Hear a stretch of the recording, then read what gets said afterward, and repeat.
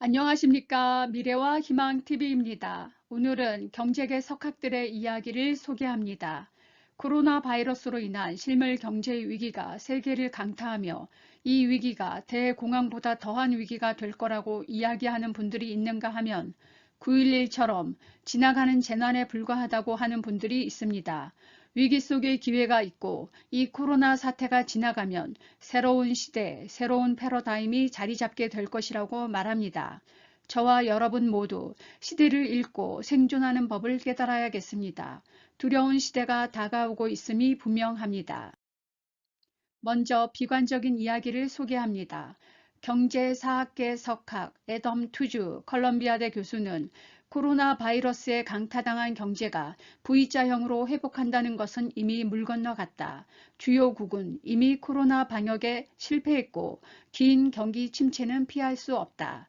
대공황, 세계대전, 금융위기, 과거 그 무엇과도 비교할 수 없는 상황으로 진입하고 있다. 방역에 실패한 세계는 동시다발적으로 경제를 폐쇄하고 있다. 미국인 1,000만 명이 2주 사이에 일자리를 잃었고 실물 경제가 망가지고 금융시장의 패닉까지 발생하고 있다. 문제 위에 더 큰 문제가 자꾸 더해진다.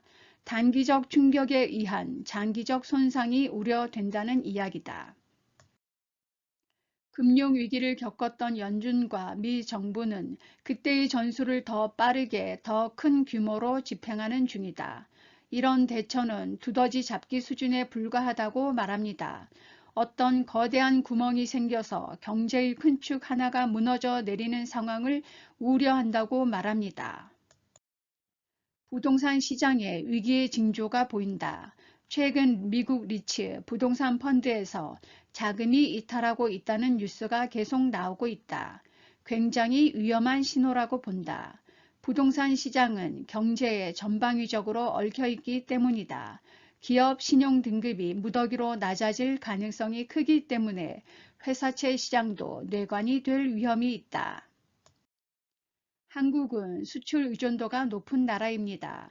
세계 경제가 침체되면 더 큰 충격을 받을 것이다. 세계 경제는 코로나 이전에도 중국의 막대한 부채라는 터지기 직전의 폭탄을 안고 있었다.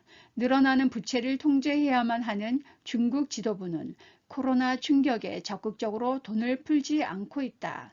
오히려 거품을 꺼뜨릴 기회라고 생각하는 것 같다라고 한국에는 악재라고 말했습니다. 이토록 거대한 불확실성은 이제껏 없었다. 미국 가구의 50%는 예금이 전혀 없는데 수천만 명이 일자리를 잃으면 어떤 비극이 일어날까? 수많은 실업자는 다시 일하던 곳으로 나갈 수 있을까? 경제는 무너졌다가 재건되겠지만 그 과정에 우리가 본 적 없는 진폭으로 요동칠 것이라고 아주 어두운 전망을 내놓고 있습니다. 누리엘 루비니 미국 뉴욕대 교수는 대공황 때보다 훨씬 심각하다고 진단했습니다. 경제가 V자 즉각적인 반등, U자 침체가 이어지다가 반등하는 경우, L자 급격히 이뤄진 침체가 계속되는 경우가 아니라 I자형으로 수직 낙하할 것이라고 주장했습니다. 대공황보다 더 큰 공황이 올 수 있다. 한두 달 안에 걸친 완전 봉쇄가 없다면 이번 사태가 폭발하고 말 것이라고 말했습니다. 게오르기 에바 국제통화기금 IMF 총재는 IMF 역사상 지금처럼 세계 경제가 멈춰선 것을 목격한 적이 없다. 코로나 바이러스 대유행이 2008년 글로벌 금융위기보다 심각한 경제 위기를 초래했다. 지금은 인류에게 가장 암울한 시간이며 전 세계가 큰 위협에 직면했다라고 말합니다. IMF의 75년 역사상 이렇게 많은 국가가 85개국이 긴급 자금을 요청한 적은 없었다. IMF는 1조 달러 규모의 대출 여력을 필요한 만큼 사용할 것이라고 말했습니다. 케네스 로고프 미 하버드대 교수도 V자 반등은 없다고 잘라 말합니다. 항공, 호텔, 금융 부문에 이르기까지 기업이 볼 지속적인 피해가 너무 크기 때문이라고 설명합니다. 미 세인트루이스 연방은행은 현재 3%인 실업률이 32%까지 치솟고 4,700만 개의 일자리가 사라질 것으로 내다봤습니다.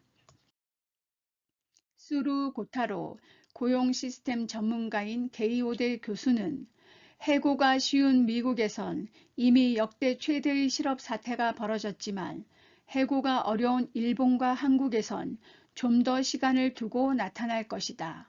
특히 서비스 부문 비정규직의 대량 실직 충격에 어떻게 대비해야 할지 준비해야 한다고 말합니다. 비정규직발 2차 경제 위기가 올 수 있다고 경고합니다. 이번에는 긍정론자의 이야기를 전합니다.